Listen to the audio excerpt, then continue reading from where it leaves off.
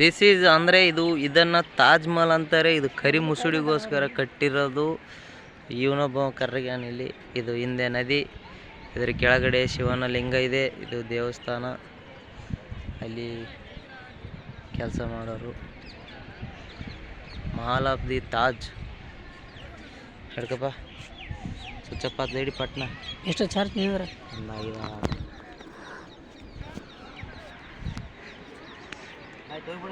ಆಯ್ತು ಕರ ನೋಡಿ. ಟಾಟಾ ಬಾಯ್ ಬಾಯ್. ಆಮಾಗ ತಿರ್ಗಾಡ್ರಲ್ಲ, ತಿರ್ಗಾಡ್ರಿ, ಬರಕ್ಕಂತ ಮಾಡ್ತೀರಿ.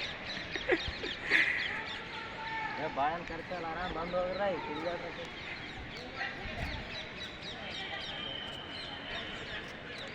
$4,000 ಬಂದಿಲ್ಲ. ಸಾಕು ಚಾರ್ಜ್.